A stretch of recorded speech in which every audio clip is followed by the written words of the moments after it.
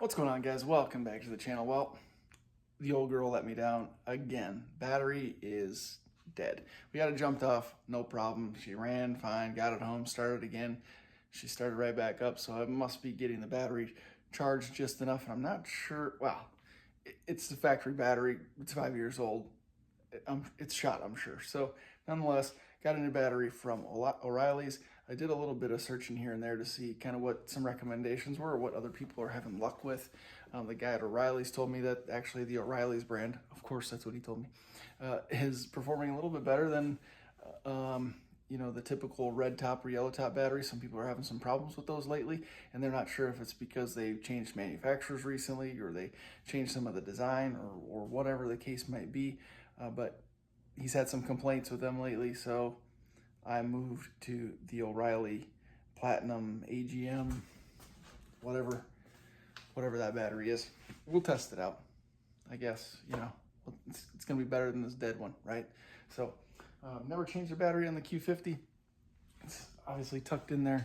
It's not like the batteries used to be, just kind of right here, in the wide open. Unbolt the tie down or the bracket and move the battery and you're good to go. These are really tucked in there, so we got to remove some of these pieces, this little cowling in the battery surround here. And I just started thinking about this. I am hoping that there's no relearn process after this, or no kind of marrying or pairing the battery to the car like some of these BMWs and Audis you have to do. So I'm just gonna take it out, put the new one in.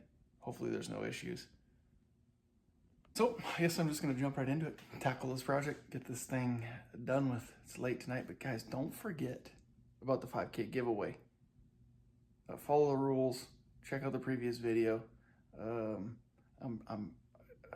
actually filming this video before uploading that video, so I'm not sure what the rules are gonna be or when the drawing is actually gonna be, but I'm guessing you got to be subscribed, leave a thumbs up, and leave a comment in the comment section of that video, the giveaway announcement video, letting me know that you want to be entered to win whatever the hell the giveaway items are at that time. I'm sure it's going to include a Speed Culture t-shirt, of course, probably some stickers, and a leather keychain, Speed Culture Studios keychain, but there's more to it. There's more to it than that. So go check out that previous video and follow the rules. Enter the giveaway. Okay, it's embarrassing how dirty this car is underneath the hood. I usually keep it much cleaner than this, but geez, pollen and all sorts of shit. Anyway, battery cover's off. Now we gotta pop these little plastic rivets out and pull this whole surround off. And then I believe we have to move this part back as well. But we'll just tear into it.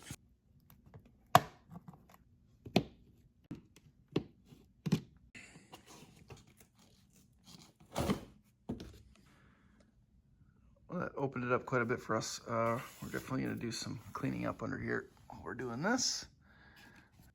So now remove this clip here and that one here, and you can see that this should come up.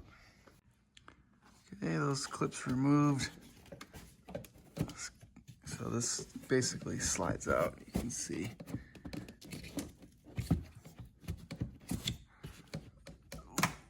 Let's do this without breaking it, shall we? That actually might give us enough clearance. Just taking a look and see what's going on in there.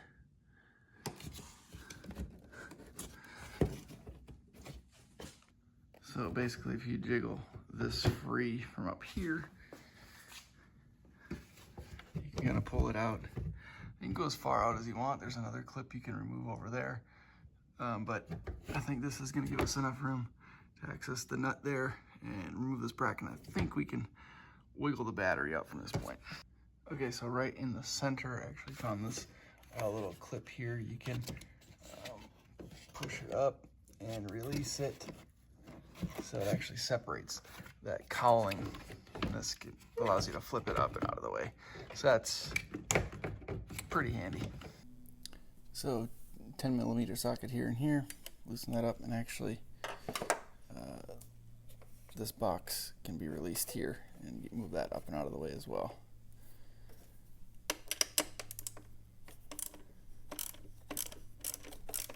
Now, if you happen to have a memory saver, which is essentially two leads connected to a battery that you connect to both the negative wire and the positive wire, and that essentially keeps a small charge going through your system, keeping your memory alive, basically. So we don't have it.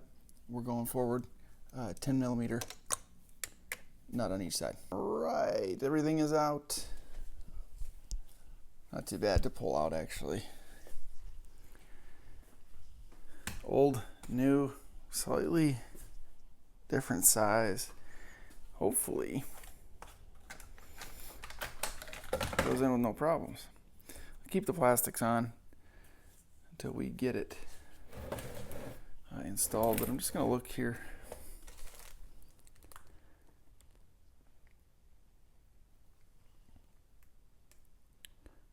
$580 cold cranking amps.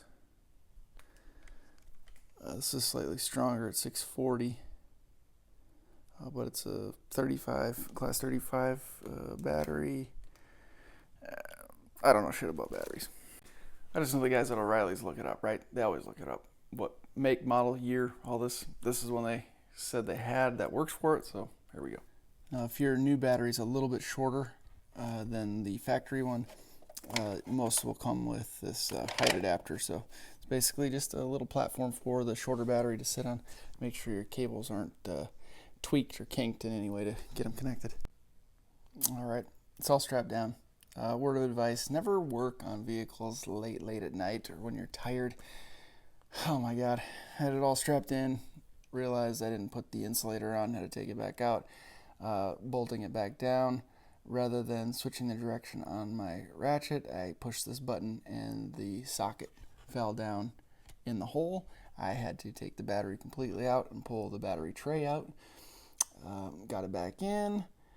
Then this rod fell down in there. Had to pull the battery out again.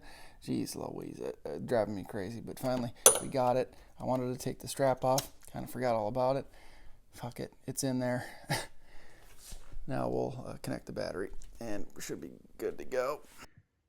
Okay, putting all the trim pieces back in. Got it cleaned up a little bit under here, at least on this side. Super good. Probably should have started it up first to make sure everything actually does work. But there we go. It's all closed up. It's fired up. Well, looks like we got power. Garage door's closed, so we're just gonna fire it and shut it off. Perfect. Okay, all buttoned up. Looks pretty sharp under there. Wiped everything down. Of course, you got to do that if you're, in the area. Might as well get it looking good. There are a couple dress-up things I probably could do under here. I want to really get this engine bay looking good. Maybe a stainless reservoir, maybe some dress-up hardware. I don't know. If you got any ideas, leave them in the comment section. That's it for the battery install, guys. Not too bad of a job if you're not doing it at 1:30, 2 o'clock in the morning after a long day of work. You probably can do it in half an hour, 45 minutes, relatively simple. But if you are tired, you might make some mistakes. You might drop some sockets down underneath the battery tray, but who knows? If you got any questions, leave them in the comment section below. Like I said, I'm not a battery expert. I asked the experts at O'Reilly's what battery is compatible. They gave me a recommendation here to, of course, their own brand battery. The car starts up, so I can't complain so far, but I'll let you know how things go. Don't forget, 5K giveaway is up and going. Now go back to my previous video, which was the Draggy Run 0 to 60 compilation giveaway video. Check it out for the rules and how to enter, and please do. Good luck to all of you that do enter, and thank you guys for the continued support. On and upward we go. See you in the next video.